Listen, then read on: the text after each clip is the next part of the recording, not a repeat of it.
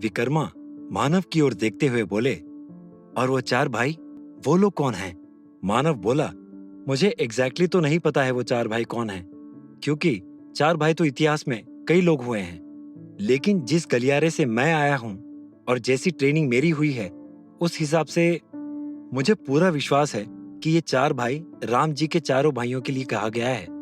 प्रदीप मानव की बात सुनने के बाद बोला, अगर हम चार भाई राम जी के मान भी लें, तो उनके मार्ग अलग अलग कहाँ थे? वो सब तो एक थे। फिर ये पहेली सुलझने से ज्यादा तो उलझ रही है। मानव प्रदीप की ओर देखते हुए बोला, निरंजन गुरुजी अपनी कथा में बताते थे कि राम जी के सभी भाई पुरुषार्थ के प्रतीक थे, और पुरुषार्थ भी चार ही होते हैं। विकर्मा मानव को थोड़े उलझे उलझे नजर आए तो मानव बोला, तुमको पुरुषार्थ के बारे में पता है कि नहीं? और विकर्मा ने नाव में सर हिला दिया। मानव विकर्मा की ओर देखते हुए बोला, पुरुषार्थ वो चार जरूरी चीजें जो इंसान को इसी धरती पर या पृथ्वी पर प्राप्त करने के लिए कोशिश करना चाहिए। इनका एक सीरियल, एक सीक्वेंस होता है। सबसे पहले धर्म, फिर अर्थ, फिर काम और फिर मोक्ष। देविका मानव की बात सुनकर बोली, लेकिन इन सबका राम जी के भाइयों से क्या लेना देना है? उनसे इनका क्या संबंध है? मानव देविका और विकर्मा को समझाते हुए बोला, जितना मैं समझ पा रहा हूं और जितना मैंने गुरुजी की कथा में सुना है, भगवान राम के चारों भाई इन्हीं चारों के प्रतीक थे। भरत धर्म, शत्रुघ्न अर्थ, लक्ष्मण काम और राम मोक्ष। विकर्मा मानव की बात को सही से समझ तो नहीं पाया, लेकिन उसने अपने मन की जिज्ञासा शांत करने के लिए पूछा, तुम जो कह रहे हो वो मान लो सही भी हो, सबका अलग अलग तरीका हो, लेकिन यहाँ पर ये हमें रास्ता कैसे बताएगा? क्योंकि ना यहाँ कोई राम है, ना कोई लक्ष्मण। विकर्मा की बात सुनकर मानव बोला, बस यही सवाल का तो जवाब मुझे नहीं मिल रहा है। इतना कहकर मानव वही बरामदे में इधर उधर चहलकदमी करने लगा। मानव आसपास की मूर्ति, डिजाइन और बनावट को देखता जा रहा था और कुछ सोचता जा रहा था।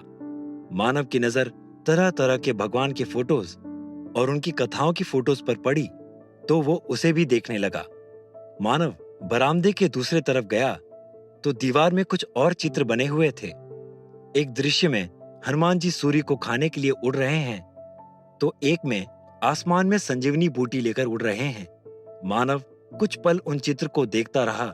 तभी अचानक वह अपने साथियों की ओर पलटा और खुश होते हुए बोला, मुझे पता चल गया है, मुझे पहेली का राज पता चल गया है।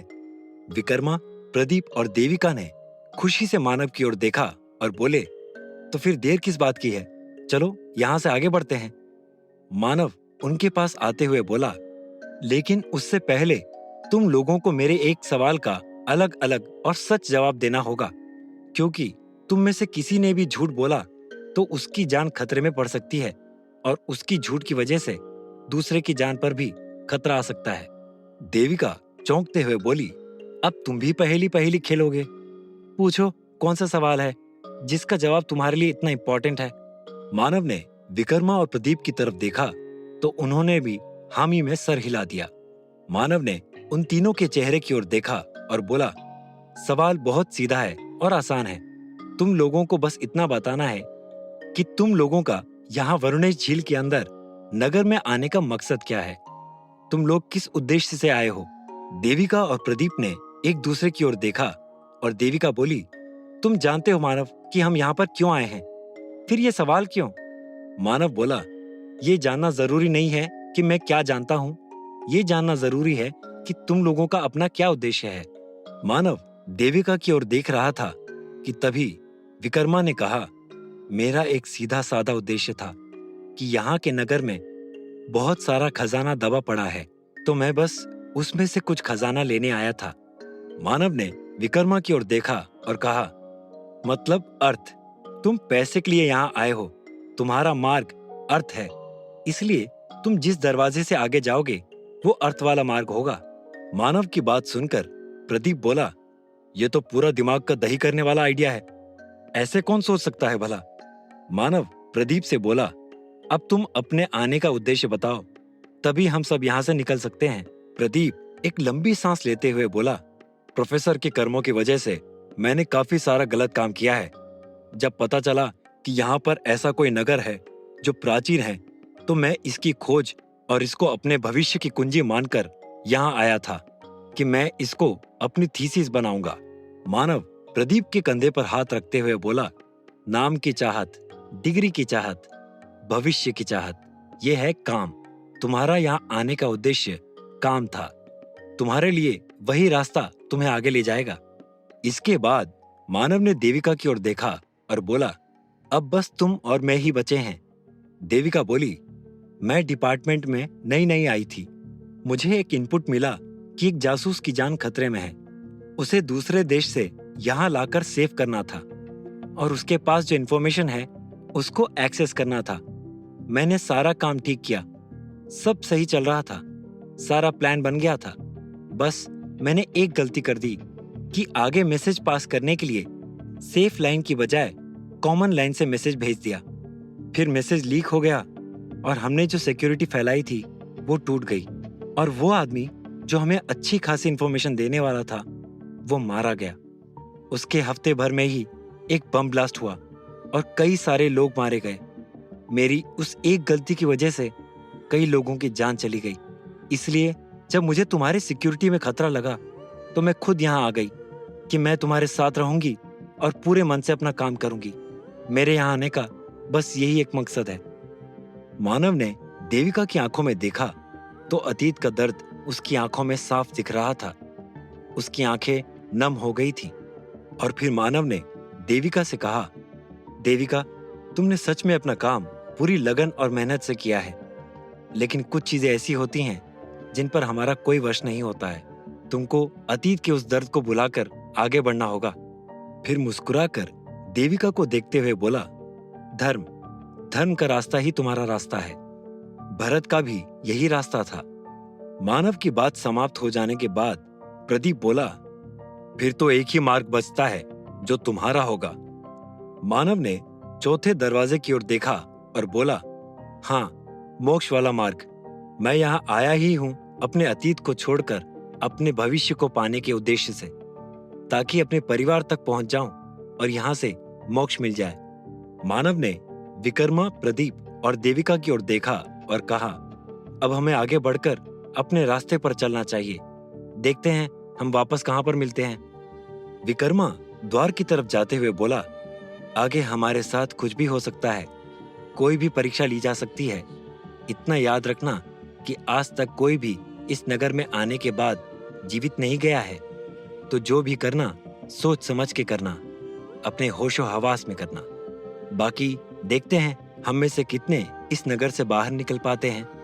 प्रदीप ने विकर्मा की ओर देखा और चिढ़ते हुए बोला, भाई, तुम हमेशा ऐसी डरावनी बातें क्यों करते हो? या आज हमारी हालत खराब करने के लिए एक्स्ट्रा कोशिश कर रहे हो? विकर्मा गुस्साते हुए बोले, मैं बस तुम लोगों को समझा रहा था।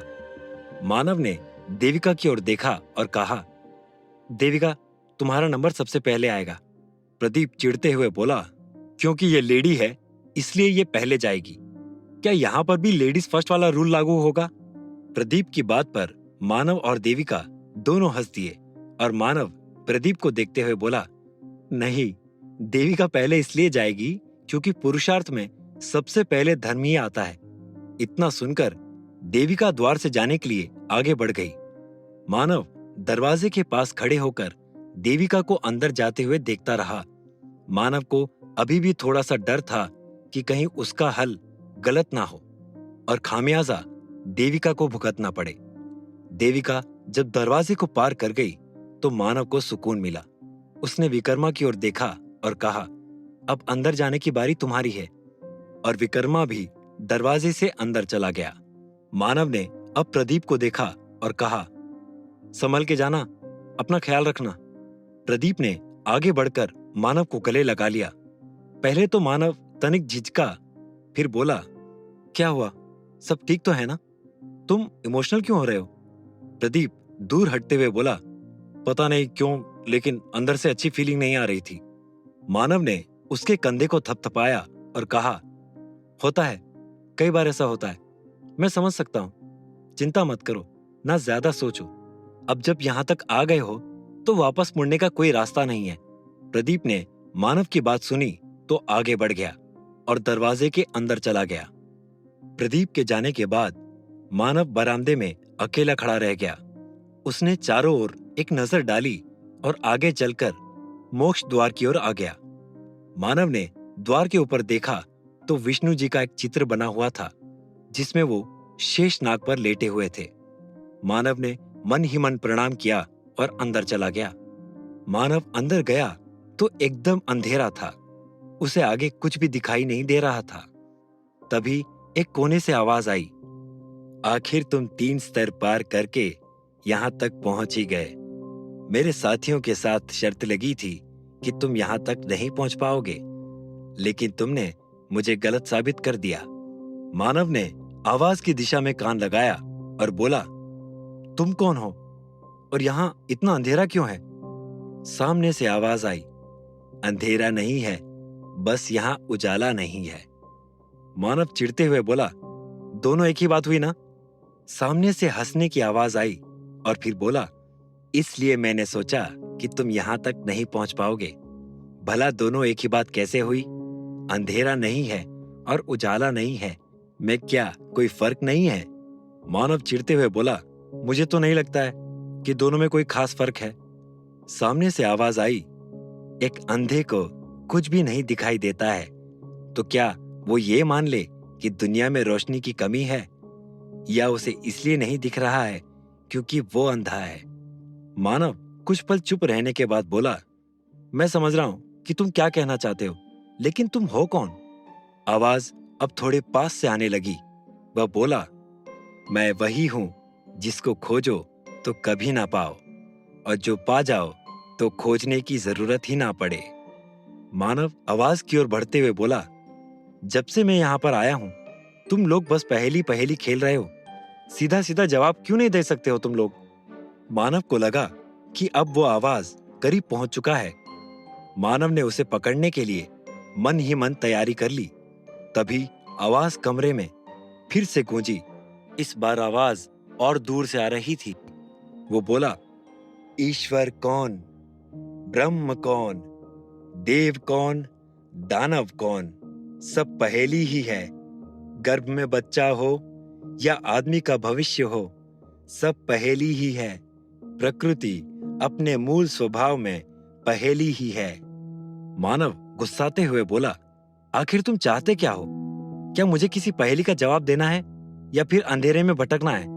इस बार आवाज मानव के एकदम पास से उसके कानों में पड़ी। वो बोला, तुम्हें जवाब मुझे नहीं, अपने आप को देना है। दूसरे से लड़कर तो कोई भी जीत सकता है। असली विजेता वो होता है जो अपने आप से जीत सके। मानव ने जल्दी से आवाज की दिशा में हाथ चलाया, लेकिन कहीं भी कोई नजर नहीं आया। तभी अचानक कमरे में हल्की हल्की रोशनी फैलने लगी। मानव ने चारों ओर देखा तो पेड़, हरियाली, नदी, पक्षी और जानवर नजर आ रहे थे। मानव को यकीन नहीं हो रहा था कि कमरे में यह सब भी हो सकता है। तभी उसके पीछे से एक आवाज आई, उधर नहीं, इधर। तुम्हारे आगे का रास्ता इधर से होकर जाता है, लेकिन उसके लिए तुमको मुझे हराना होगा। मानव ने पीछे पलटकर देखा तो उसकी आंखें फटी की फटी रह गईं। उसके चेहरे का रंग उड़ गया और पैर कांप गए। मानव बड़बड़ाते हुए बोला, यह असंभव है, यह नहीं हो सकता है। क्या मानव दरवाजे को पार करके आगे बढ़ पाएगा? कौन है यह आदमी जिसको हराकर ही मानव आगे जा सकता है? क्या मानव दोबारा अपने सभी साथियों से मिल पाएगा? जानने के लिए सुनते रहिए पक्षीराज, सिर्फ और सिर्फ पॉकेट एफएम पर।